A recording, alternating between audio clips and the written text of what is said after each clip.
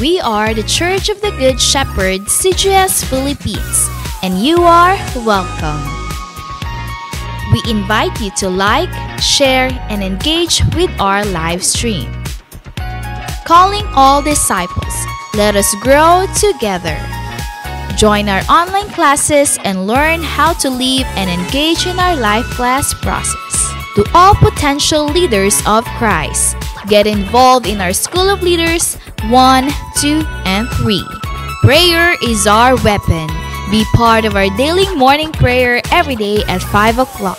Corporate morning prayer via Zoom every first Friday of the month. In-person corporate prayer every last Monday of the month. Leaders of this generation, engage in our leaders meeting with our senior pastor, Pastor Rami Hinares Jr., every Tuesday at 7 p.m. Indeed, we are unstoppable, and the church is getting bigger. Again, we are the CGS Philippines, and we have the vision.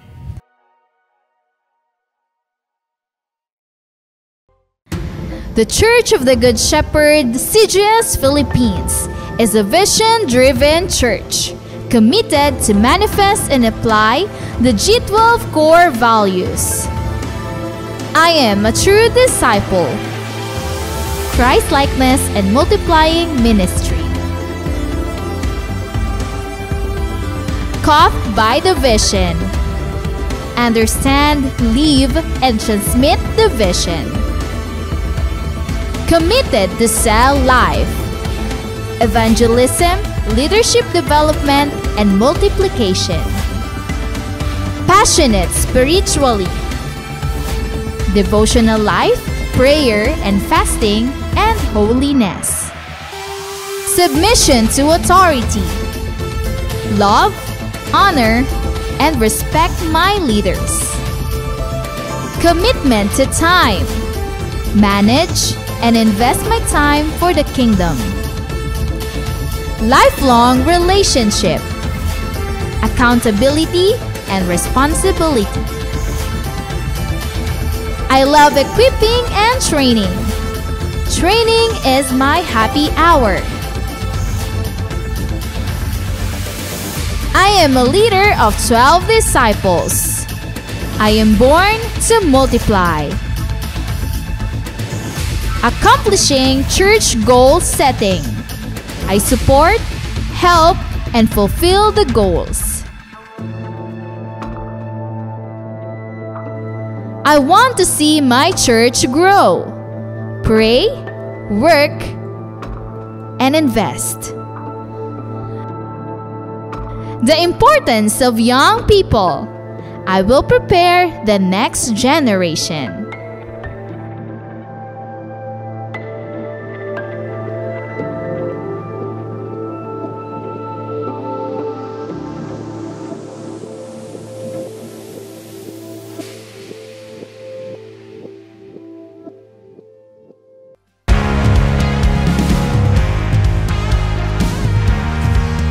The Church of the Good Shepherd, CGS Philippines, is not just a building, but it is about people who embrace God's vision that lives its purpose, loving God and loving people. Previous years might be tough years due to the pandemic, but because of God's faithfulness to His church, the vision became even clearer and the calling of His disciples became louder. Through our online platforms, unexplainable breakthroughs become possible, and the church grows bigger and greater. With the help of God's vision manifested to His disciples and leaders, winning people became unstoppable, not just here in the Philippines, but also all around the world. Disciples, leaders, and pastors in different churches became one in spirit to continue to rise up and expand the territory of God's kingdom. As we celebrate and worship the Lord, more than 1,000 disciples woke up early at 6 in the morning for our online simbahay. And to further develop them, more people were involved in the process of discipleship. First in life class, where they learned how to live a life according to the will of God. After life class, To continue the works of God's vision, disciples were trained and equipped through the School of Leaders 1, 2, and 3. Truly, God is faithful and He will not let the church stay ordinary. This year, as the vision goes further, some of the pastors and leaders began to go to the places reached by our online platform. Together with Pastor Rami and Pastor Adele, the church visited some places in the Philippines to connect and expand God's kingdom, the church, and His vision. All these things happens because pastors, leaders, and disciples in different churches and places are committed to prayer every morning and evening. The vision will never stop, and His people will never be silent. It is true, the latter house is greater than the former, for we are the church of the Good Shepherd, and we have the vision.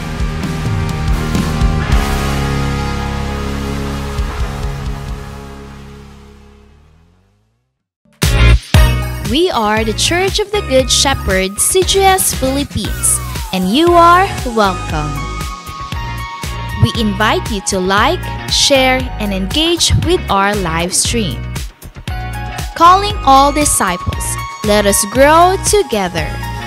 Join our online classes and learn how to live and engage in our life class process. To all potential leaders of Christ, get involved in our School of Leaders 1, 2, and 3.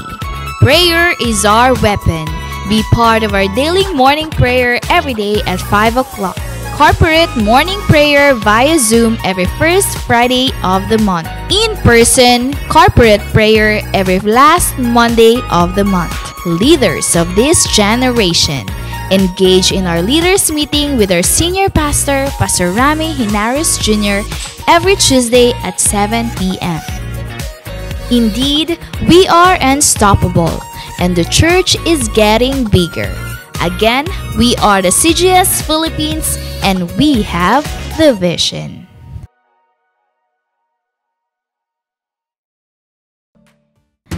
The Church of the Good Shepherd, CGS Philippines, is a vision-driven church committed to manifest and apply the G12 core values.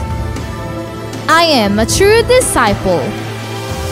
Christ-likeness and multiplying ministry. Caught by the vision.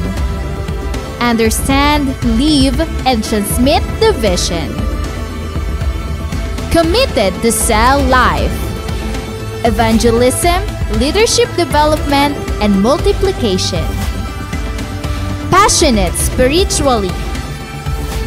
Devotional life, prayer and fasting, and holiness.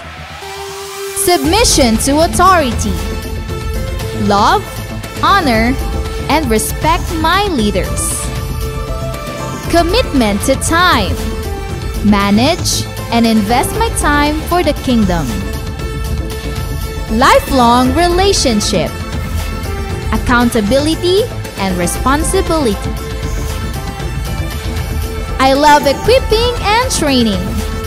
Training is my happy hour. I am a leader of 12 disciples. I am born to multiply. Accomplishing church goal setting. I support, help, and fulfill the goals. I want to see my church grow. Pray, work, and invest. The importance of young people. I will prepare the next generation.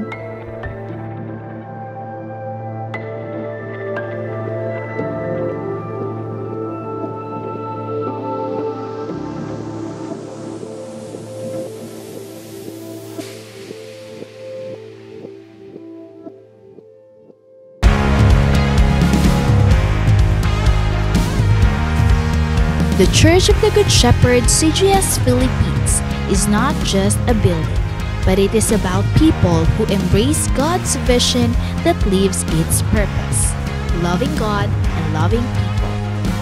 Previous years might be tough years due to the pandemic, but because of God's faithfulness to His church, the vision became even clearer and the calling of His disciples became louder. Through our online platforms, unexplainable breakthroughs become possible, and the church grows bigger and greater. With the help of God's vision manifested to His disciples and leaders, winning people became unstoppable, not just here in the Philippines, but also all around the world. Disciples, leaders, and pastors in different churches became one in spirit to continue to rise up and expand the territory of God's kingdom. As we celebrate and worship the Lord, more than 1,000 disciples woke up early at 6 in the morning for our online simbahay. And to further develop them, more people were involved in the process of discipleship. First in life class, where they learned how to live a life according to the will of God. After life class, to continue the works of God's vision, disciples were trained and equipped through the School of Leaders 1, 2, and 3. Truly, God is faithful and He will not let the church stay ordinary. This year, as the vision goes further, some of the pastors and leaders began to go to the places reached by our online platform. Together with Pastor Rami and Pastor Adele, the church visited some places in the Philippines to connect and expand God's kingdom, the church, and His vision. All these things happens because pastors, leaders, and disciples in different churches and places are committed to prayer every morning and evening. The vision will never stop, and His people will never be silent. It is true, the latter house is greater than the former, for we are the church of the Good Shepherd, and we have the vision.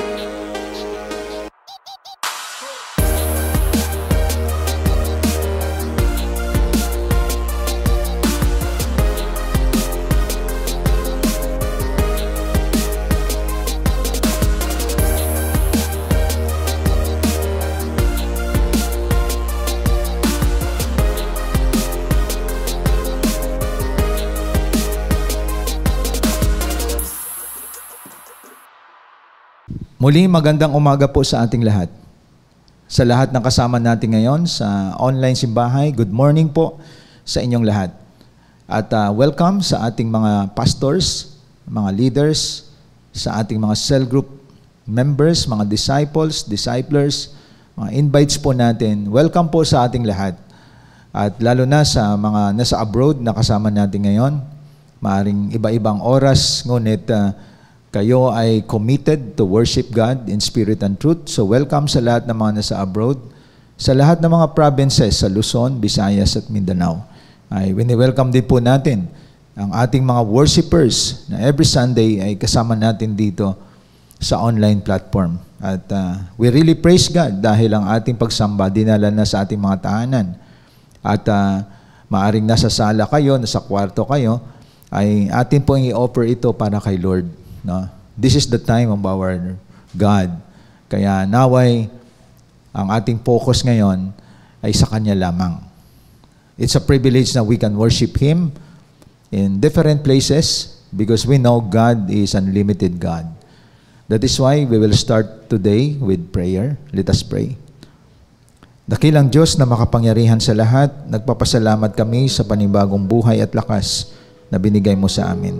I pray, continue to minister to your people, speak to all of us today, and let your Spirit penetrate in the heart, mind of everyone na nasa iba't ibang lugar, nasa iba't ibang bansa.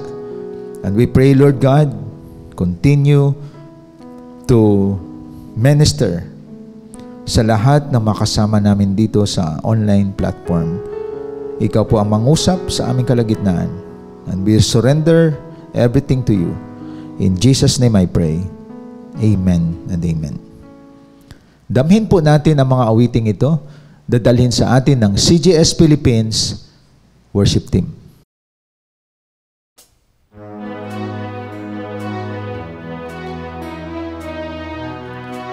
Yours is the glory, Lord. You are greater, you are stronger, you are higher. All glory belongs to you. Come on, church. Water you turn into wine. Open the eyes of the blind. There's no one like you. None like you. Into the darkness you shine. Out of the ashes we rise. There's no one like you, none like you. Our God is greater, our God is stronger. God, you are higher than any other. Our God is healer, awesome in power. Our God, our God.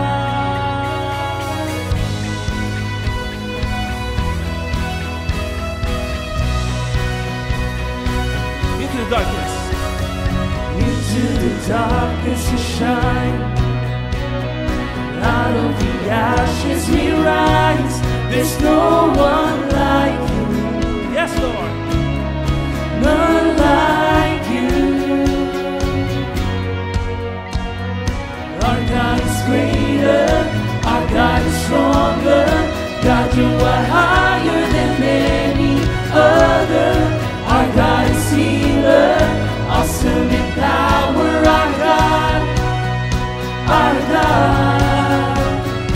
Our God is greater, our God is stronger. God, you are higher than any other. Our God is healer, awesome in power. Our God, our God.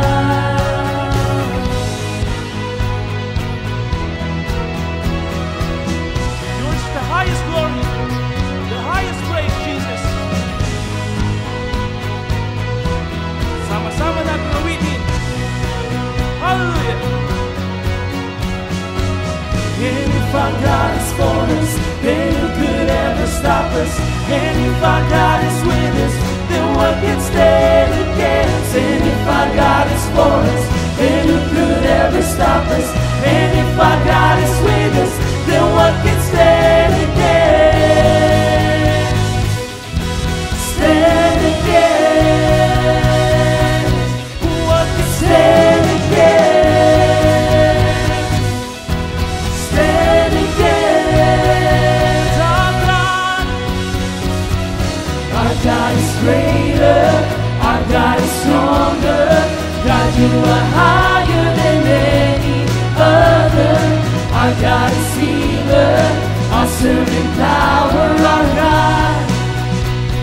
God. Once again. Our God is greater, our God is stronger. God, you are higher than any other. Our God is healer, awesome in power. Our God, our God. And if our God is for us, then who could ever stop us? And if our God is with us, then what can stand against? And if our God is for us, then who could ever stop us? And if our God is with us, then what can stand against? And if our God is for us, then who could ever stop us? And if our God is with us, then what can stand against? And if our God is for us, then who could ever stop us? And if our God is with us, then what can stand against? And if our God is for us, then who could ever stop us? And if our God is with us, then what can stand against? And if our God is for us, then who could ever stop us? And if our God is with us, then what can stand against? Stand against. Stand against. Stand against.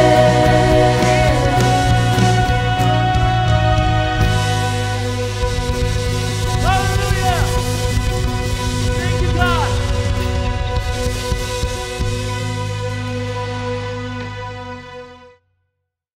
Maraming salamat sa mga awitin na ating narinig mula sa CGS Philippines Worship Team at ang ating mga ballpen, notebook, ang mga Bible natin ay ating pong ihanda. Naging part na ng life natin na every Sunday, ito yung ating galawan. Kaya tandaan natin, ikaw at ang Panginoon ay may ugnayan ngayong umaga upang sambahin natin siya at pakinggan ang mga salita ng ating Panginoon. Kaya sa oras na ito, mga kapatid, I hope na may mga notebook kayo, may mga ballpen, at ang gadget ninyo, maybe that is your notebook or kaya Bible. Maging focus po tayo. Like what I said kanina, oras po ito ng ating Panginoon. Kaya mataas ang honor natin sa Kanya. Though we are na in online platform, we believe God is working because we believe God is alive. Until now, siya ay nagwo-work sa buhay po natin. Ang pag-usapan natin, isa sa batayan natin, in Jeremiah 32:17, sabi dito, mula verse 18, or sa ibaba, tingnan natin ang sinasabi rito. Si Jeremias ay nanalangin, Panginoong Yahweh, nilikha mo ang langit at ang lupa. Sa pamagitan ng iyong kapangyarihan, walang bagay na mahirap para sa iyo. Nagpamalas ka ng kagandahang loob sa libo-libo, ngunit pinaparusahan mo ang mga anak dahil sa kasalanan ng mga magulang. O dakila at makapangyarihang Diyos na ang pangalay Yahweh na makapangyarihan sa lahat. So dugtungan pa natin, verse 19, dakila ang iyong mga panukala at kahanga-hanga ang iyong mga gawa. Nakikita mo ang ginagawa ng lahat ng tao at ginagantihan ang bawat isa ayon sa kanyang pamumuhay at gawa. So that's the verse 19. Ngayong umaga, ang ating pag-usapan is between God and man. Dito sa binasa natin, dinescribe ni Jeremiah kung sino ang Diyos natin. Siya ang lumikha ng langit, ng lupa, makapangyarihan siya. At walang mahirap para sa Kanya. That is our God. At pagkatapos, pinakita niya ang kanyang kagandahang loob. Pinakita ni Jeremiah ang kagandahang loob ng Diyos sa thousands of people. Pero ang Diyos din ay nagpaparusa sa mga kasalanan ng mga anak o kasalanan ng mga magulang na nagko-connect pati sa mga anak. Kaya our God is makapangyarihang Diyos. That is why, ang mga description natin sa God, infinite siya. Pag sinabing infinite, unlimited, and you cannot comprehend sometimes our God kasi malawak ang kapangyarihan ng Panginoon. Tayo ay limited lang ang ating kaisipan. Siya ay unlimited. Sovereign God, makapangyarihang Diyos siya. No one can dictate God, no one can control God. Kasi wala nang iba pang makapangyarihan kundi ang ating Diyos. Kaya dito makikita natin ang comparison, ang tao makasalanan, ito ang Diyos makapangyarihan. Kaya sa umagang ito, isa sa naisip ko na magiging paksa natin upang maunawaan natin ang estado ng buhay natin. Ito yung ating pag-usapan sa umagang ito. It's about the tug of war. Tug of war. Ang iba familiar dito dahil nakapaglaro kayo sa mga game. It's a game. It's a game. Isang laro ito, mga kapatid. Sinabi, tug of war, ito ay naghihilahan kayo ng lubid. No? Hinihila ka ng kalaban mo sa laro papunta sa kanya. At kapag nahila ka ng kalaban mo sa laro papunta sa kanya ng lubid, habang hinahawakan mo ang lubid, may pressure yan, matatalo ka. Pero kapag malakas ka, hihilahin mo yung kalaban mo sa laro papunta sa iyo at pipilitin niyang hindi siya magpahila, pero dahil sa lakas mo, kahit na siya ay gumagapang na sa pressure na hindi mo siya makuha, pero dahil malakas ka, papunta talaga siya sa iyo. So it's a nice game. It's a game of supremacy, of power, of strength, mga kapatid. Isang laro ito, kung sino malakas, yun ang mananalo sa hatakan. And sometimes ginagamit ito as a group game. And sometimes individual game. Ginagamit ito. Isang lubid yan, opposite kayo, at sino ang malakas, yun ang nahahatak. Ang iba nga minsan lumuluhod na, ang isa gumagapang na hindi siya mahatak. Pero kapag malakas ang kalaban, it's either ikaw mahatak o ang kalaban ang mahatak mo. Kaya naisip ko na this is our team, tug of war. Kasi sometimes sa buhay natin, meron tayong resistance sa Lord. Hinahatak ka ng Diyos patungo sa Kanya. Sabi nga, come to me. Hinahatak ka na ng Lord. Pero nagre-resist tayo. Lumalaban tayo. Ang nangyayari, nasasaktan ka. Ang nangyayari, nalulungkot ka, nadidepress ka. Ang nangyayari ay nabibigo ka. Kasi, mas gusto mo ang Diyos ang hatakin mo papunta sa iyo at ikaw ang masusunod, hindi ang Diyos. At sometimes, nangyayari, nasasaktan lang tayo. Sino ba ang powerful? Diyos o ikaw? Kaya nangyayari, may tug of war between God and man. Ang nangyayari sometimes, pinipigilan mo ang nais ng Diyos at ang nais mo ang gusto mo mangyari. Nangyayari yan sa time natin ngayon. Kaya mapapansin natin, saan ba nangyari yung mga struggle? Saan ang gagaling yung struggle? Saan nangyayari yung tinatawag na pressure? Sobrang kabiguan ng buhay. Saan ang nanggagaling yan? Nanggagaling yan, mga kapatid, sa ating pakikipagbuno sa Diyos. Dahil parang gusto natin, Diyos ang sumunod sa atin. Siya ang dapat sumunod sa atin, hindi tayo ang sumunod sa Diyos. Kaya ito yung ating pag-usapan o paksa sa umagang ito, tug of war. May labanan between God and man. No?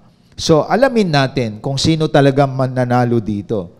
That is why maririnig nyo minsan, you need to surrender your life. Ang Diyos hindi yan nagsumusuko na magpailalim sa atin. Tayo ang dapat magpailalim sa Diyos kung gusto nating mapabuti po tayo. Kaya saan ang galing yung napasama, napahamak, nasira ang buhay? Kasi kinakalaban niya ang makapangyarihan sa lahat. Kaya tandaan natin, mahalaga na maunawaan natin to. Sino ba ang dapat manalo? Ikaw o ang Diyos? Tingnan po natin. So kunin natin ang ilang portion dito na in reality nagaganap yan sa ating panahon. So ating pag-usapan ang labanan. between man and God, o between God and man. Ang labanan sa tag-of-war. Nagtatag-of-war tayo, minsan pilit nating hilahin ang Diyos papunta sa atin at dapat ang Diyos ang sumunod. Like for example, sa morning prayer, ikaw ang nasusunod, alas 9 ka nagigising, kaya nagre-replay ka na lang. Kaya nainis ka minsan, may mga advertisement na. Buti ka advertisement, sumasambay. Nagre-replay. Pero kapag wala kang pag-resist, nandito ka ngayon, sumamba ka sa Lord, wala kang makikita ng anumang mga advertisement, malinis tuloy-tuloy yan. Kasi inuuna mo ang Panginoon. Ibig sabihin, alam mo yung galawan na dapat corporate worship. At ito ay committed dito ang mga thousands of worshipers. You are not a viewers but worshiper before God. Ang viewers kasi nanood lang tapos umalis eh. Ang worshiper mula sa pasimula hanggang matapos, andyan siya. Ang viewers, paalis-alis yan. Kaya make sure na for so many years, 2, 3, 4, 5 years, naging parte na ng buhay mo na sambahin ang Diyos. Ang naintindihan mo na si Lord, hindi siya na-limit sa certain location, certain place. Na ang God ay Spirit, as we talk to Him today, hindi man tayo nagkakakitaan physically, pero spiritually, we agree na andito ang Panginoon sa ating kalagitnaan. Nakita natin mga kapatid? So, ibig sabihin, hindi siya naging mahirap sa iyo kasi nagpapailalim ka ngayon sa nais ng Panginoon. So, number 1, ating pag-usapan, yung laban, no? Yung laban sa tug-of-war na nagatakan. God's will versus man's will. Kalooban ng Diyos o kalooban ng tao? So, sino palagi nananalo? Kalooban ng Diyos o kalooban ng tao? Kasi marami nagtatanong, ano ba kalooban ng Diyos? Pero nalaman ng ilan kalooban ng Diyos, pero kalooban niya pa rin ang nangyayari. So ang laban ngayon sa tug-of-war, hinahatak ka ng Diyos papunta sa kalooban niya. Pero hinahatak natin ng Diyos papunta sa sarili nating kalooban. Mag-cite tayo ng example para maintindihan natin. Ang kalooban ng Diyos ay hindi na yan masisira. Kasi maraming klase ang kalooban ng Diyos. May kalooban ang Diyos na no one can stop it. Ano yon? Gagamitin ko dito yung decretive will of God. Pag sinabi decretive will of God, ito yung kalooban ng Diyos na nakatakda na mangyari. No one can stop at no one can resist it. Like for example, nakita ng Diyos ang status ng tao papuntang impyerno. Wala talaga tayong pupuntahan kundi impyerno dahil sa ating kasalanan. Nagpadala siya ng kanyang bugtong na anak na si Kristo Jesus na nagkatawang tao. And that is what we call the decree of God, na kailangan ang tao maligtas dahil mahal tayo ng Diyos. Kaya si Jesus Christ, inako niya ang ating mga kasalanan. Kaya siya narito sa lupa, pinarusahan, pinako sa krus at namatay. What's the purpose? For our salvation. Isa yan sa tinatawag natin na God's will, kalooban ng Diyos, na magdusa, maparusahan, mamatay si Kristo, nakatakda na mangyari yan para sa iyo. Ibig sabihin, you cannot resist the will of God kasi irresistible ang Diyos. Pero hindi para sa Kanya, kundi para sa ating lahat. That is the will of God. That is why maunawaan nyo, bakit nagre-reach out tayo ng mga tao? We use one verse evangelism. Why evangelize people? Kasi pag ang tao wala kay Kristo, impyerno ang kanyang pupuntahan. That is why ang Lord ngayon gumawa ng solusyon para sa ating lahat. And that is God's will, kalooban ng Diyos na maligtas tayo kung tatanggapin natin si Kristo as our Lord and Savior. That is the decretive will of God na nakatakda na gawin ng Diyos yan. Kasi ang tao, simula kay Adan, sumuway. Ang Diyos nagbigay ngayon ng solution para magkaroon tayo ng salvation.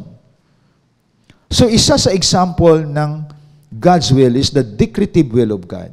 How about man? Ang man, may kalooban din siya. Man's will. Ang example natin sa man's will o kalooban ng tao, si Jonah. Si Jonah, diniktahan siya ng Lord dahil kilala niya ang Diyos, pumunta ka sa Nineveh, mangaral ka. Pero niresist ni Jonah ang kalooban ng Diyos. Kaya siya ay isa sa mga nakaperwisyo sa mga tao sa barko. Kasi umiwas siya papuntang Nineveh. Kaya ang mga tao natatakot dahil ang barko ay mukhang malulunod na sila. No? Masisira na ang barko. Yun pala, may sumuway dyan. Ang isa sa sumuway dyan, si Jonah.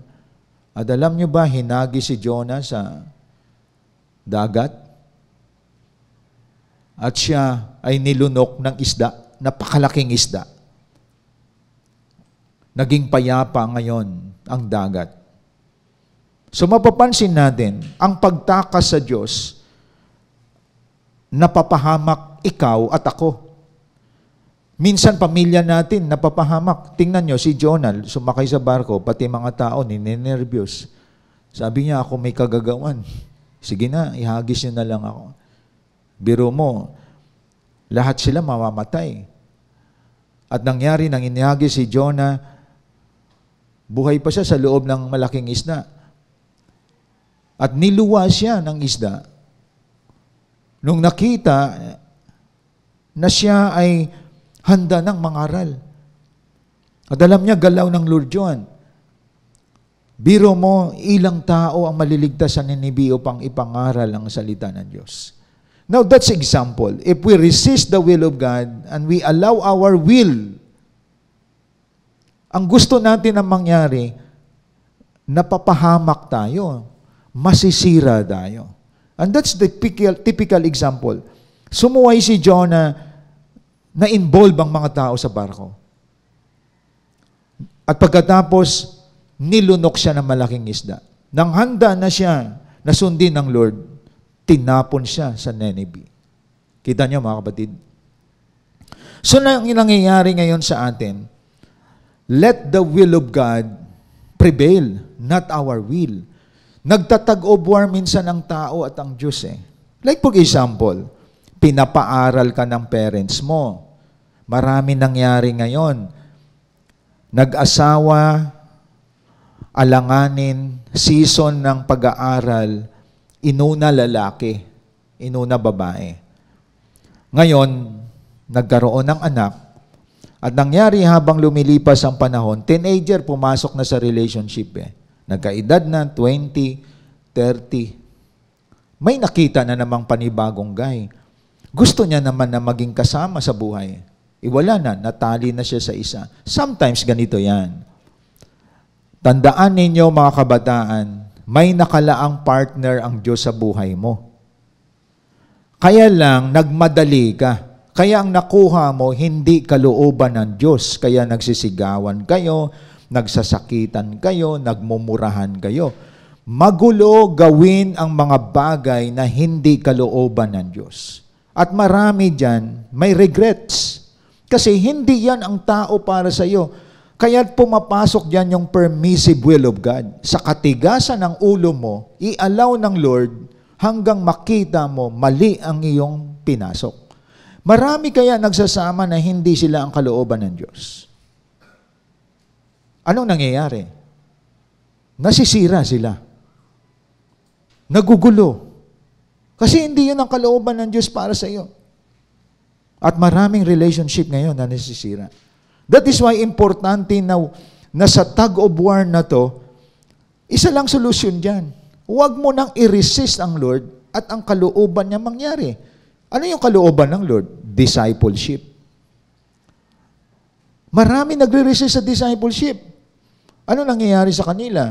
Disciple chicks. Mga chicks ang hinahanap, babae ang hinahanap nila. At nasisira sila dyan. Ang iba, kinakantsawan ng discipleship, pinagtawanan ng discipleship, pero hindi nila alam, doon sa loob ng discipleship, si Kristo ang nagmamanipulate dyan para magiging mabuting tao tayo. Hindi pastor, hindi programa, kundi si Jesus Christ nagmaniobra dyan para mabago tayo, magkaroon ng Christ-like life. So the will of God is discipleship. The will of God is prayer every day. Hindi ka nagpipray. No? Chismisa ng interesado ka sa mga chismis, interesado ka sa mga paninira sa ibang tao. So the will of God, discipleship, morning prayer every day, meditate the Word of God. Lahat kayo may mga Bible dahil lahat kayo may gadget. Hindi mo binabasa. No? Mahilig kang manood dyan sa technology nang hindi naman nagpapatibay sa iyong spiritual. Ayan. Mga toxic, marami dyan. So, malinaw ang kalooban ng Diyos na sa Bible. The will of God is in the Bible. Lahat ng ginagawa natin dito, will of God.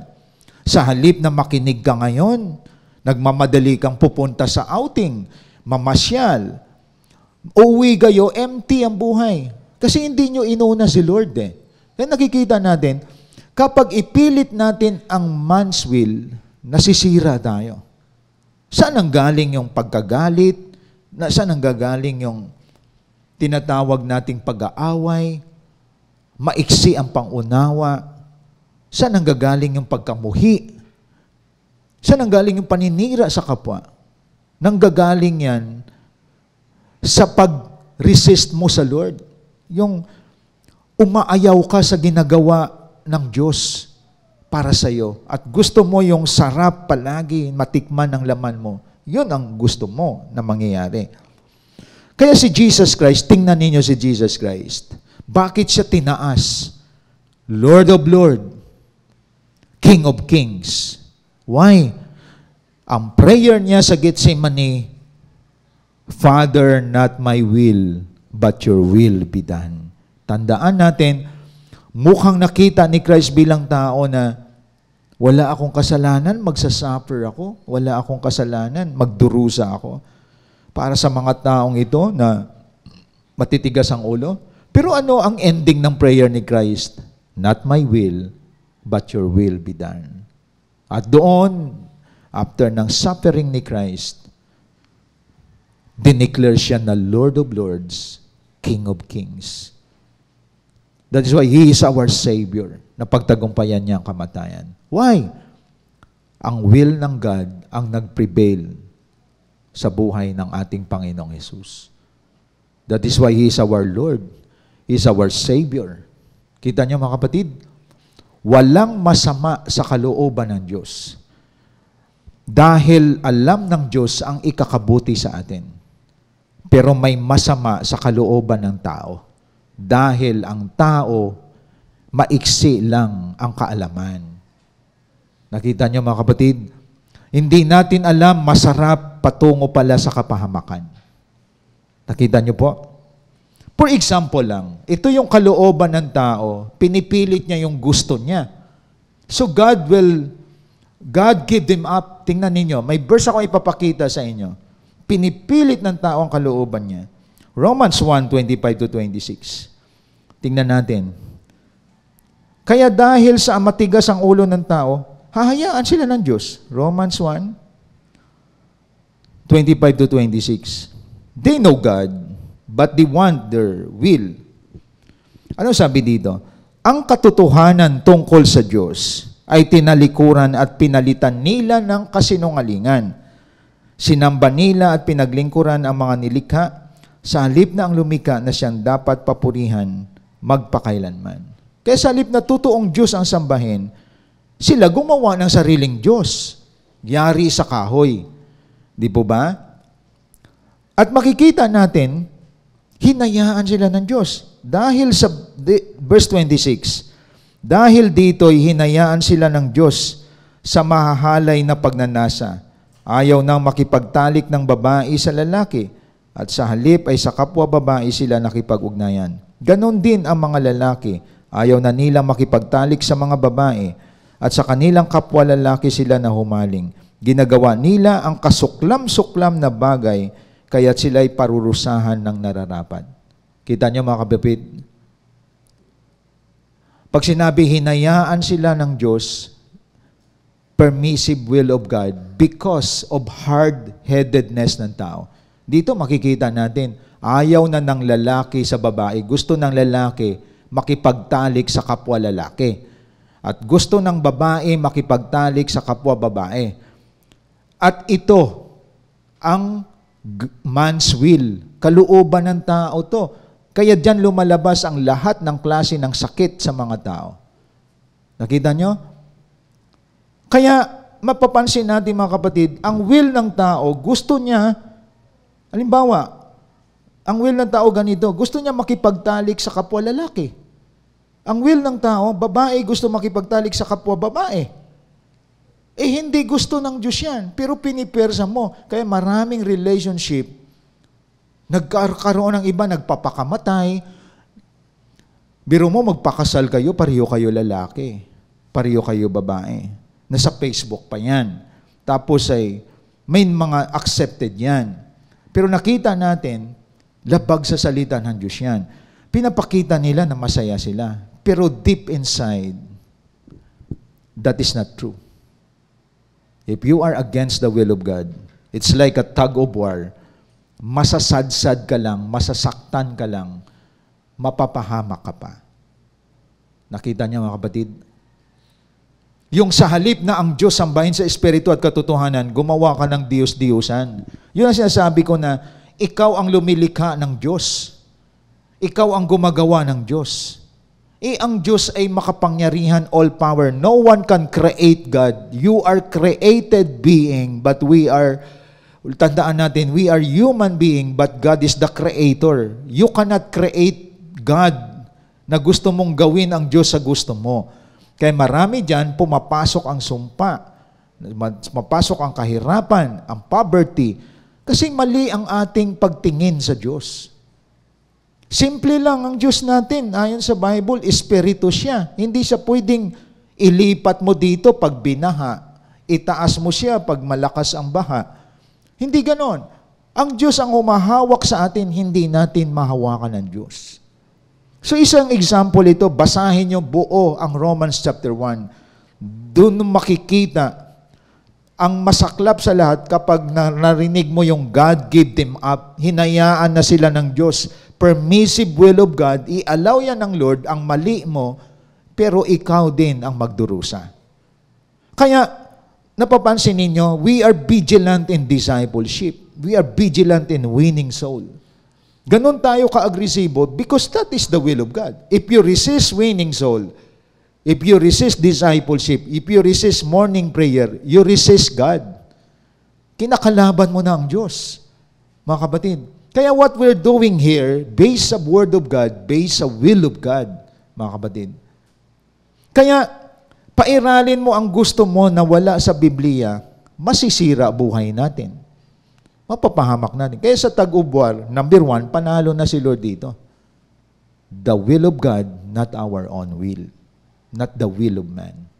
Mga kapatid. Yung mga napaaga ngayon na nag-asawa, kung kayo nakikinig, nakita nyo na rin, di ba? Nagsasuffer kayo.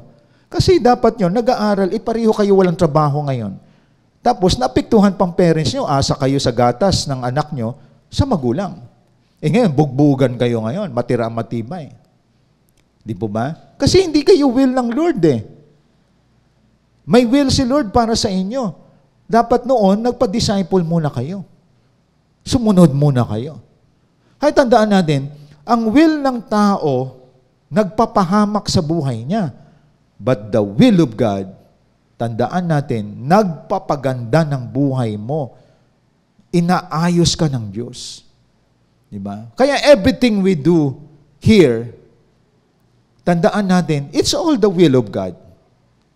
Prayer, pagsamba sa Diyos, diba? Sama-sama, may review kayong maririnig, meron kayong mga rebuke na marinig correction, it's the will of God kasi based sa Bible yan.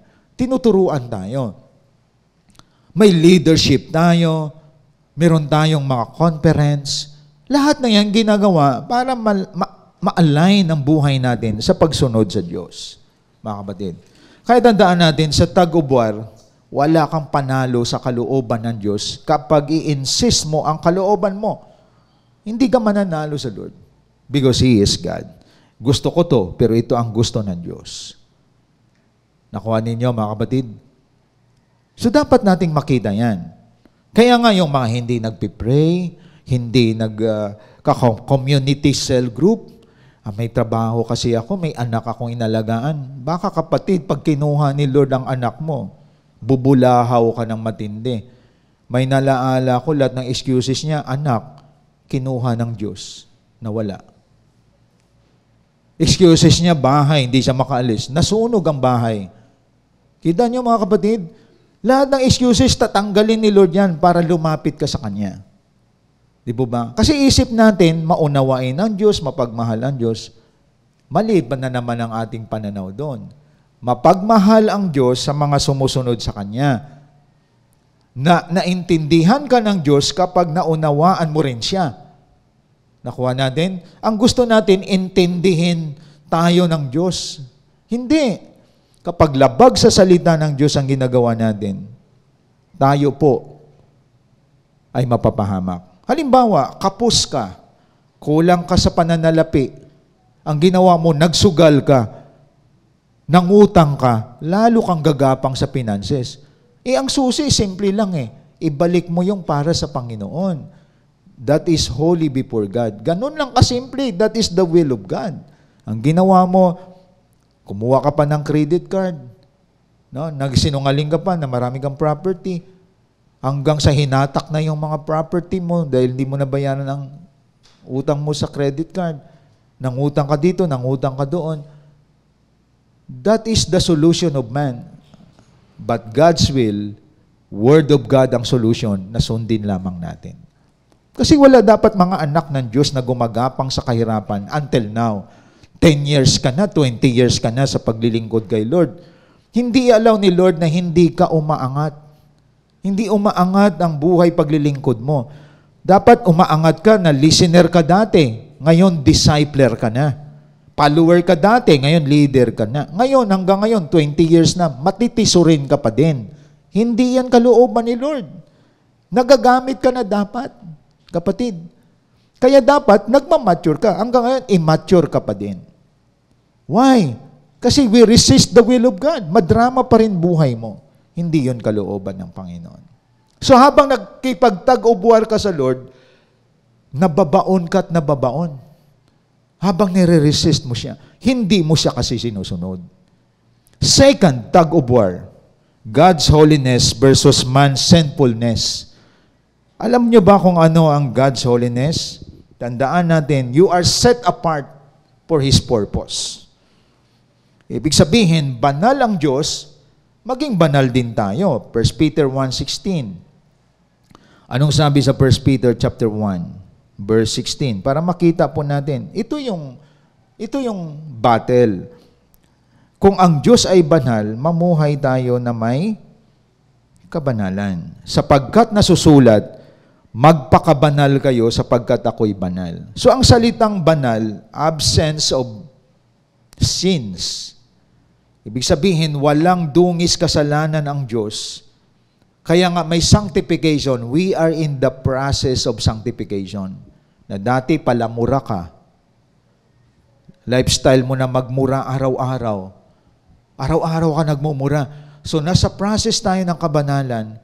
Minsan nagulat ka, nakapagmura ka, pero at least isang quarter din. Naabot na rin ng 6 months. Nagulat ka, nasampal mo yung bibig mo. Nalaala mo, hindi ka na nagmumura. Biro mo, for 6 months, minsan ka na lang nagmura. Dati, araw-araw. So, sinasanctify ka ni Lord. Dati, sinungaling ka talaga. Araw-araw ka nagsisinungaling. No? Pero ngayon, nabawasan na. Hanggang namalayan mo, you speak the truth. Wala na rin. Why? Because, sinabi sa Bible, be holy as I am holy. Ibig sabihin, hindi tayo perfect. Nagkakamali tayo, nagkakasala sa isip, sa puso. Pero nababawasan unti-unti. Kasi the true perfections of life is in heaven. Kaya ngayon, ginagamit natin the word sanctification, pinapabanal ka ng Panginoon.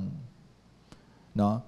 Ibig sabihin, gradually, unti-unting natatanggal yung mga pangit na behavior mo, kasinungalingan, pagmumura, paglalasing, pagdadrugs, paninira sa kapwa, lahat ng yon unti-unti siya. No?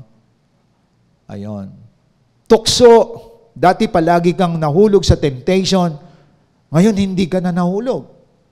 Ibig sabihin, napagtagumpayan mo na because you have the Holy Spirit. Hindi ka na nakipagtag of war. Kasi ang kondisyon ng tao sa Romans 3:23, all have sinned. Lahat ng tao nagkasala and fall short to the glory of God. So hanggat wala kang Kristo, araw-araw hindi natutuwa ang Diyos sa iyo. Kahit gumawa ka ng mabuti outside, but inside, there is sin in your life. If you have no Christ in your life. Alam nyo ba tayo accepted lang sa Lord? Kasi we are covered by the presence of Christ.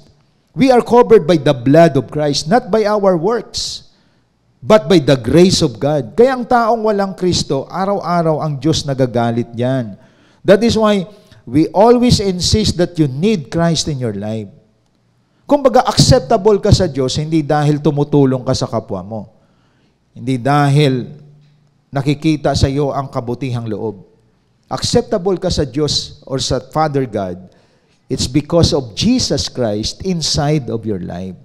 Si Christ ang nakikita sa buhay natin.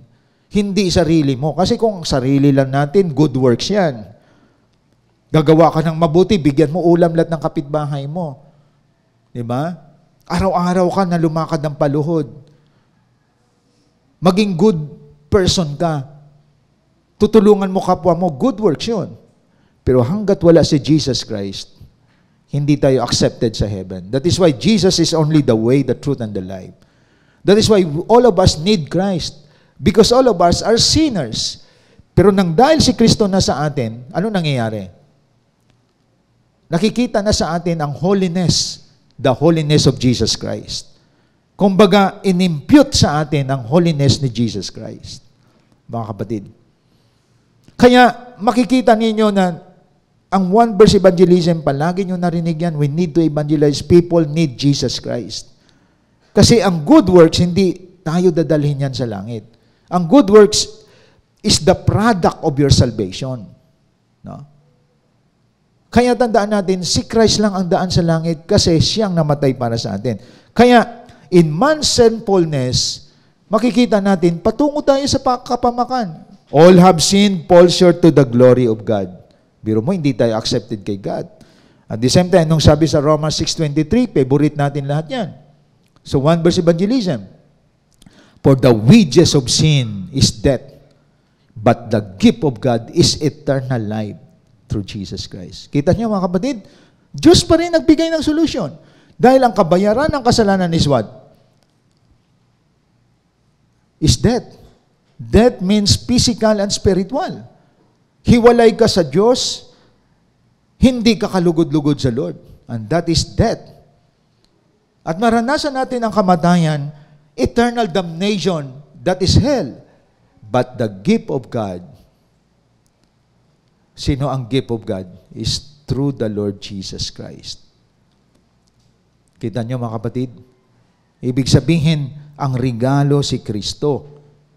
So sa labanan natin ngayon, ang kasalanan na naghahari sa atin, sumisira sa buhay natin yan, mga kapatid. Kaya makikita ninyo, grabe ang corruption sa bansa natin ngayon. No? Grabe, sobrang corruption sa bansa natin. At nakikita natin, marami nagugutom. Ano pa? Dahil sa kasalanan ng tao, nakita nyo naman, napakatindi ngayon ng sinasabi nating war. No? Yung bansa laban sa bansa. Giyera between Iran and Israel. Marami ang nabiktima ng mga sibilyan. Marami na mamatay. Mga kapatid, Dahil ito sa isa lang ang dahilan, kasalanan. So, ibig sabihin, matindi ang laso ng kasalanan na umiiral, lalo na ang kasalanan nagbibigay ng pride sa mga leader. Ang mga leader ay nagkakaroon ng pride, nagkakaroon ng tinatawag na greediness of power. Ang nangyayari ngayon, sila ang may dikta ng giyera. Sila ang may kapangyarihan to corrupt the country. At sino nagsazapper? Ginagamit palagi taong bayan. Kawawa taong bayan. Now, what's the main cause of this? The main cause of this is man's depravity. Ibig sabihin, alipin ang tao sa kasalanan. Madilim mag-isip. Madilim sa pagpapasya. Walang Diyos ang buhay. Kaya may giyera dahil puno ng kasalanan ang mga nasa leadership, may corruption dahil sa kasalanan ng mga nakakataas sa atin. Nakita niyo mga kapatid? That is why all we need is to submit to God. Diyos na lamang pag-asa natin ngayon. Na ma-preserve ni God ang buhay ng bawat isa sa atin. Siyang malalapitan natin. Hindi nagbibigay ng pag-asa ang ating mga politicians. Ang mga leaders natin. And we really praise God because we have God who upholds us. Sa Diyos tayo lumuluhod, sa Diyos tayo lumalapit. Kita ninyo the effect of man's sinfulness, giyera, kagutuman, korupsyon, mga kapatid. Sexual abuse, kita nyo po, pagsusugal, pandaraya sa kapwa, panluluko sa kapwa, patayan. Ano ba ang ugat niyan? Isa lang, kasalanan. Kaya ang tao kapag niresist mo ang kabanalan ng Diyos, sa kasalanan ka rin mapapahamak. Lahat tayo na gumagawa ng kasalanan, ini-enjoy mo sa una, pero bandang dulo, kamatayan ang kanyang consequence noon. It's either physical death or kaya spiritual death. Ang spiritual death, hiwalay ka sa Diyos. Ang physical death, ito mismo kukunin ng Diyos buhay natin. Epekto yan ng kasalanan, mga kapatid. Biro mo na double dead ka pa, namatay ka physical, magsasuffer ka pa sa impyerno dahil sa kasalanan. That is why we need the holiness of God through the Lord Jesus Christ. Mga kapatid. At nakita natin ang kasalanan na sa Galatians 5:19-21. Na kapag kay Kristo naman tayo, na sa Galatians 5:22-25, the fruit of the Spirit. Ayun po. Kaya dito na makita ang kalagahan, mga kapatid. If we live a holy life, tayo ay nagpapailalim doon sa kalooban ng Diyos. Because God is holy, man is sinner. Ang tao makasalanan, ang Diyos ay banal. So as we tug of war with God, pilit mo na ipaglaban niyang kasalanan na yan, yan din ang magpapahamak sa iyo. Diba? Ang puso mo marumi. Panlabas, nagsusugal ka, nagbibisyo ka. Di ba? Lahat ng lumalabas sa bibig mo dahil galing yan sa puso, kaya ka nagsisinungaling, marumi ang puso natin. That is man's sinfulness. Pero time will come kapag na-purify ni Lord yan, naging honest ka before God, we confess our sin before God, humingi tayo ng patawad sa Lord, and we accept Christ as our Lord and Savior, dominated tayo ngayon ng holiness of God, mga kapatid. Kaya as we battle our God, nakipaglaban tayo sa Lord natin, we resist our God, tayo palagi nalulugmok, mga kapatid. Bihira na ngayon sa pamilya na may kapayapaan. Bihira na sa mga mag-asawa ngayon na merong tinatawag na magandang pagsasama. You know why? It's because of sin. No? Ang kasalanan, ang siyang sumisira sa buhay ng mag-asawa. Pero kung ang mag-asawa nagpapailalim sa paghubog sa salita ng Diyos, makikita mo yung understanding ng bawat isa, yung forgiveness ng bawat isa. It's because of the holiness of Christ between them. Kaya mapapansin ninyo mga kapatid, hindi mo dapat ipaglaban ang gusto mo. Dapat gusto ng Diyos. Gusto ng Diyos mamuhay ka ng banal. Pero gusto mo diyan sa sarap ng kasalanan. Ano yung sarap ng kasalanan? Bisyo, sugal, lalaki, babae, hilig ng laman. Pero, very clear yan, mga kapatid. Sa Galatians 5:19-21, hindi ko nabubuksan, ang dulo niyan, walang bahagi ito sa kaharian ng Diyos ang gumagawa ng ganito. Wala silang bahagi sa kaharian ng Diyos. If we continue to commit sin, we cannot inherit the kingdom of God. That is why, dapat dito tayo sa Diyos, ang kabanalan dapat makita sa buhay natin. Hindi ka man perfect, ngunit nagdi-desire ka na unti-unti matanggal yan sa iyo. That is why we have community cell group. That is why we have simbahay, we have prayer. Na unti-unti nawawala na sa iyo yan. Hindi yan magic na ngayon din mawala. Pero gradual nawawala ang mga bagay na nagkukos sa iyo ng kasalanan. Di po ba? Basahin natin. Babasahin ko na para makita ninyo mga kapatid. Para maging clear sa inyo, Galatians 5:19-21. Anong sabi diyan? Hindi may kakailang hilig ng laman, pakikiapid, kahalayan at kalaswaan, pagsamba sa Diyos-Diyusan, pangkukulam, pagkapuot sa isa't isa, pag-aaway-away, pagsiselos. I think may mga nakikinig na meron kayo nito. Pagkagalit at kasakiman, pagkakampi-kampi at pagkabahabahagi, pagkainggit, paglalasing, kalayawan at iba pang katulad nito. Muli ko kayong binabalaan. Ang gumagawa ng mga ito ay hindi magkakaroon ng bahagi sa kaharian ng Diyos. Hindi makakarating sa langit ang mga bagay na to. That is why we convert our life from sinfulness to God's holiness. Dapat suko na tayo, panalo na si Lord. Huwag mo ipilit sarili mo kasi wala tayong bahagi sa kaharian ng Diyos kapag ipilit mo ang kasalanan na ginagawa mo. So naway nakita ninyo, sa tug-of-war natin between God, Diyos ang nananalo, hindi tayo. Kapag pinmersa mo sarili mo, masisira ka lang, kapatid. Walang mabuti na ginagawa ang kasalanan sa buhay natin. So all of us, we need to confess and repent before God. Lord, I want to live a holy life. Gusto ko, Panginoon, ayusin mo ako. Bilang isang disciple, bilang isang leader, bilang isang follower. I need you, Lord. Because the true victory is you live in holiness of life. The presence of God is there. The third, God's wisdom versus man's wisdom. Ang karunungan ng Diyos at karunungan ng tao. Sino dapat ang manalo? Kahit pumasok ka pa sa UST, Lasal, UP, pagsamahin mo na lahat. Hindi yan nagbibigay ng God's wisdom. Still, that is man's wisdom. That is why we need the wisdom from above.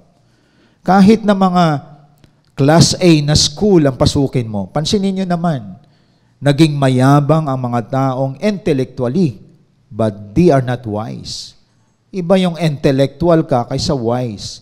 Iba yung may karunungan ka galing sa langit. Pag may karunungan ka galing sa langit, nakikita yan sa asal mo, sa behavior. I-graduate ka nga ng Lasal, UP, UST, bastos ka pa din. Di ba? Wala kang respeto. Kasi ang intellectual ng tao, nagpapayabang yan sa buhay niya. Pero ang wisdom galing sa Diyos, nagpapakababa yan sa buhay mo. Iba ang karunungan ng Diyos na meron ka kaysa karunungan lang ng tao. Kaya ang tawag dyan sa karunungan ng tao, kamangmangan sa Diyos. Pag sinabing mangmang, walang laman ang utak. No? Kaya nag-aral ka sa sikat na university, pag walang wisdom galing kay Lord yon, hindi po yan masasabi nating kalugod-lugod sa Panginoon. That's the difference between the earthly wisdom and the wisdom from above. Pakita ko sa inyo ang kaibahan. Santiago chapter 3 or James chapter 3, 14 to 18. Tingnan ninyo, dito identify dito ang wisdom from God and wisdom na galing dito lang sa lupa. James 3, 14 to 18. Tingnan po natin. Santiago chapter 3, verse 14. Pakinggan nyo po ito. Santiago 3:14 to 18. Ngunit kung ang naghahari sa inyong puso ay inggit, makasariling hangarin, huwag ninyo yang ipagmalaki at huwag ninyong ikaila ang katotohanan. Ang ganyang karunungan ay hindi galing sa Diyos, kundi makasanlibutan, makalaman, at mula sa diablo. Ano ang definition ng wisdom ng tao? Dinefine nito ni James sa verse 15. Ang wisdom na hindi galing sa Diyos, tatlo. Di ba? Earthly, natural, and demonic. Yun ang galing sa tao. At alam nyo ba ang karunungan na mula sa tao? May kasamang inggit, pagmamalaki, at walang katotohanan. Yun ang earthly wisdom. Yun ang wisdom ng tao. So, very clear, ang karunungan na galing lamang sa tao, earthly, natural, and demonic. Ayan. Saan ka nakakita? Ang talino mo pero may inggit ka. Hindi yan wisdom. Ang talino mo pero mapagmataas ka. Ang sabi ng Lord, makasanlibutan na karunungan yan. Di ba? Kaya pansinin po ninyo, yung observe kayo sa ating nangyayari sa ating pamahalaan. Ang galing, ang daming mahuhusay na mga lawyer natin. Gaganda. Ang ganda nila magturo sa constitution natin. Pero kapag ang lawyer naging political lawyer, kaya niya i-twist ang constitution para lang sa kanyang kliyente. Pansin niyo mga kabatid, maraming matatalino tayong mga lawyer. Pero natatapalan sila ng pera, kaya nilang baliktarin at i-twist ang constitution, ang saligang batas. For their client. Di ba? Kaya mapapansin natin, maraming mga lawyer na pro at anti, lalo na ngayon. Nagkakagerer na sa buong bansa, sa ibang bansa. Nakapokus lang tayo sa impeachment. Naghihirap ng taong bayan, di pa nagpaplano yung mga politika para sa kabutihan ng marami. Isa lang ang focus. May mga lawyer sa pro at sa anti. Pero mapapansin mo, hindi pa rin na-perfect. Kasi that is the wisdom. That is earthly and demonic wisdom. Biro mo, lawyer ka, pinag-aralan mo ang law, tinapalan ka lang ng pera, kaya mo nang i-twist ang constitution. Kita niyo mga kapatid? Kaya for the love of money is the root of all evil. Yung may pinag-aralan ka nga, pero pera ang katapat, kaya mong sirain ang constitution. At the same time, nakapag-aral ka sa mamahaling school, pero ugali mo, walang pagbabago, may kayabangan pa din. Kasi tawag niyan, demonic wisdom. That is the wisdom of man, mga kapatid. Nakita niyo po? Kaya God is a judge of all judges. Only God is the perfect judge and the perfect lawyer. Mga kapatid. Nakuha ni Solomon yan. Solomonic wisdom came from God. Mga kapatid. Ang iniisip ni Solomon palagi, kapakanan ng maraming tao. Yung mga politician natin ngayon, iniisip kapakanan nila. At the end, gagamitin nila taong bayan. So tingnan nyo yung wisdom from God. That is in verse 17. Anong sabi sa verse 17? Ngunit ang may karunungang mula sa Diyos, makinig kayo, una sa lahat, malinis ang pamumuhay, maibigin sa kapayapaan, mahinahon, mapagbigay, mahabagin, masipag sa paggawa ng mabuti, hindi nagtatangi at hindi nagkukunwari, namumunga ng katuwiran ang binhi ng kapayapaang itinatanim ng taong maibigin sa kapayapaan. Praise God. Iba talaga ang karunungan galing sa Diyos. Lumalabas din sa iyong behavior, pagkatao. Anong sabi? Ang wisdom galing sa Diyos, malinis ang pamumuhay. Maibigin sa kapayapaan. Hindi ginugulo ang kapwa. Mahinahon, mapagbigay, mahabagin, masipag sa paggawa ng mabuti. Hindi nagtatangi at hindi nagkukunwari.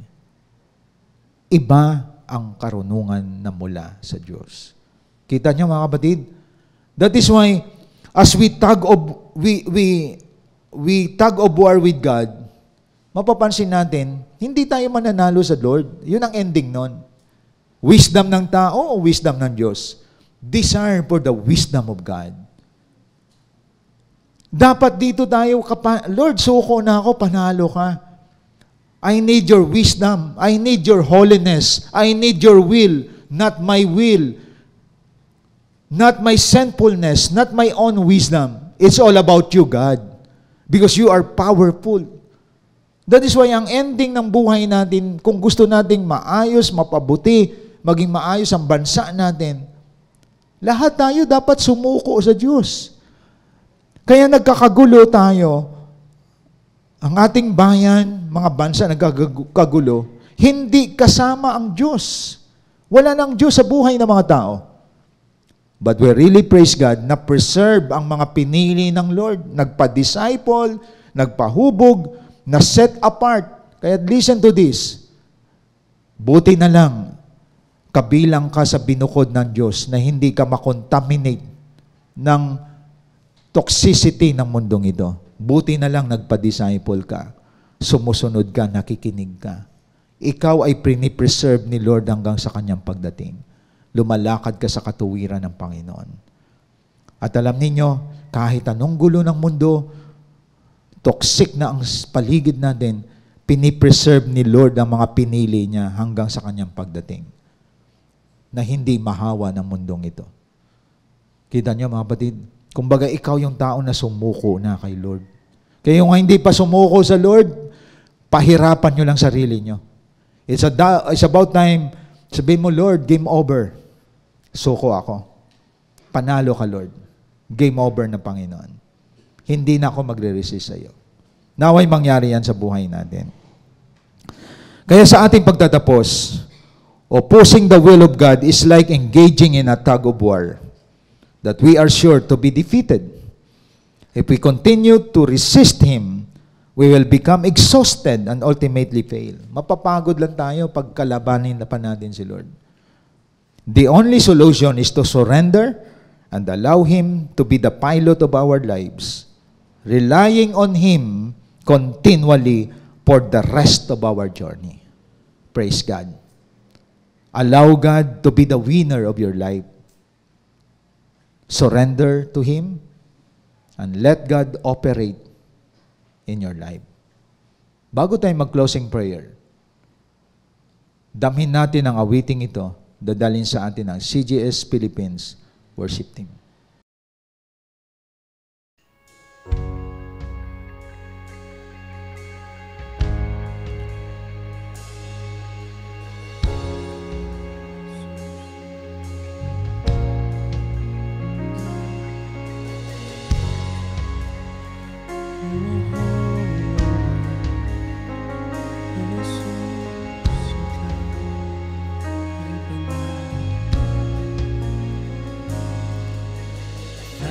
Generations falling down in worship to sing the song of ages to the Lamb,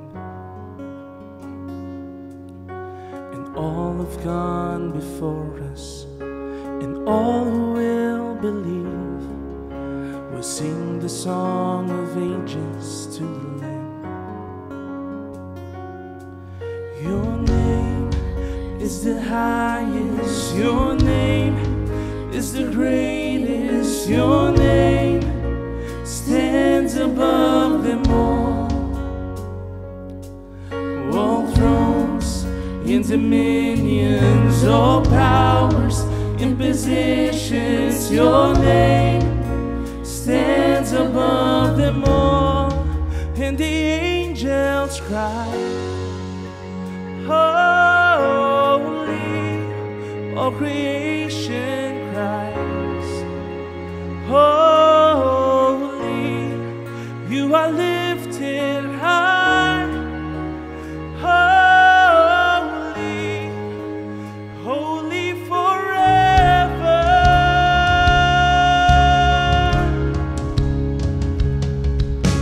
If you've been forgiven, and if you've been redeemed, sing the song forever to the Lamb. Yes, Jesus. And if you walk in freedom, and if you bear His name, we sing the song forever to the Lamb. We sing the song forever and amen. And the angels cry, holy, all creation cries, holy, you are lifted high, holy, holy forever. Holy, you people sing, you people sing. To the King of Kings, holy, you will always be, holy, holy forever. Your name is the highest. Your name is the highest. Your name is the greatest. Your name stands above them all. All thrones and dominions, all powers and positions, your name stands above them all. Oh Jesus, your name is the highest. Your name is the greatest. Your name stands above them all. All thrones and dominions, all powers and positions, your name stands above them all. Who else is worthy? Who else is worthy? There is no one, only you, Jesus. Who else is worthy? Who else is worthy? Yes, Lord. There is no one, only you, Jesus. Oh, Lamb of God,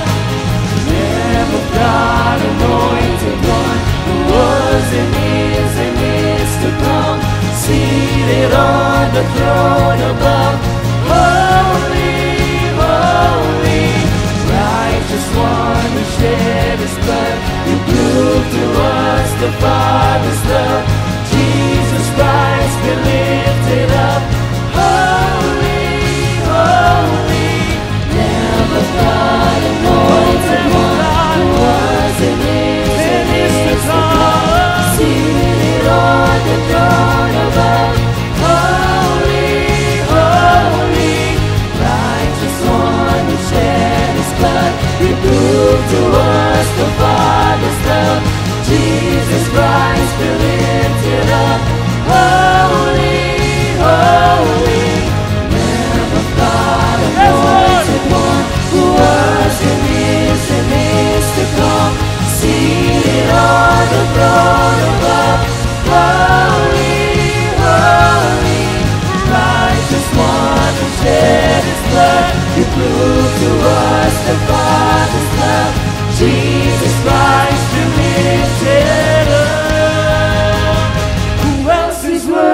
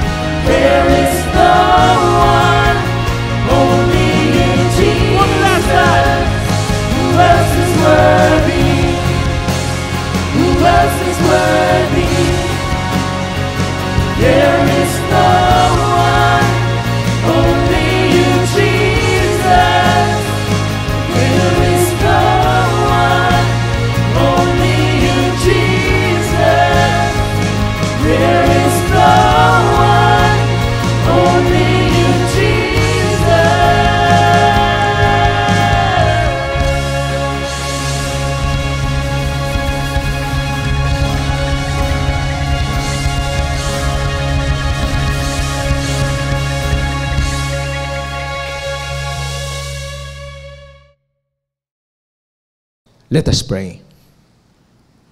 O Diyos na makapangyarihan sa lahat, sa mga mensahe na aming narinig ngayon, You are powerful God, infinite God, all-knowing God. Nakita namin, O God, wala kaming panalo kapag ipaglaban pa namin ang sarili namin. That is why all of us are here. Thank you so much, Lord. May mga tao kang pinipreserve. Marami na, Panginoon, nilaso ng mundong ito ang isip at puso. Umiiral ang pita ng laman. And thank you so much. Merong discipleship, merong training school, merong cell group. Maraming tao ngayon malungkot, frustrated, depressed dahil nakikipaglaban sa iyo at ang gusto nila ang mangyari. Nakita namin, Lord, the only solution is to give our life to you and allow you to manage us, to empower us, then everything will be okay. I pray sa lahat ng kasama namin ngayon dito, Lord God, sa pagsamba, mga worshiper, preserve their lives, preserve their family. Marami na, Panginoon, nangyayaring kaguluhan at the same time paglalason ng mundong ito, pagsisira sa mga tao. Dalawa lang, the darkness and the light ang umiiral ngayon. And we pray, preserve us, O God. I-preserve mo kami sa truth. I-preserve mo kami sa holiness mo. I-preserve mo pamilya namin. Preserve mo po, O God, ang buhay ng kinabukasan ng aming next generation. Na we can give a legacy of the will of God, the holiness of God, and the wisdom of God sa next generation. Gamitin mo kami, Panginoon, na patuloy na gawin ang kalooban mo, ang kagustuhan mo, at hindi ang sa amin. Alang-alang sa mga susunod na henerasyon. Blessing upon blessing to all of us today. Bless all your people. Bless all worshipers today na kasama namin. In the name of the Father, the Son, Jesus Christ, and the Holy Spirit. Amen and amen. Thank you and God bless po sa ating lahat.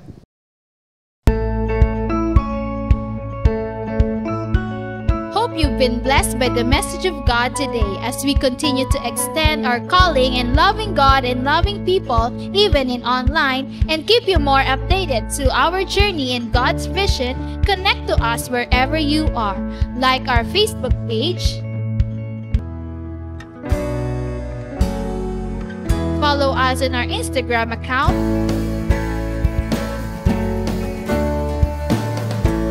and subscribe to our YouTube channel.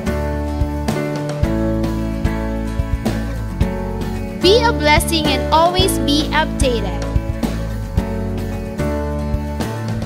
Are you blessed?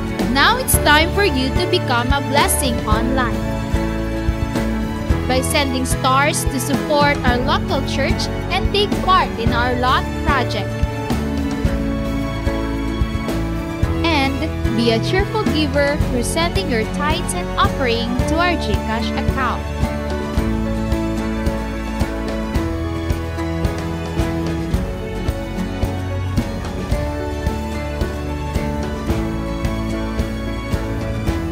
See you on our next online worship. Thank you and God bless.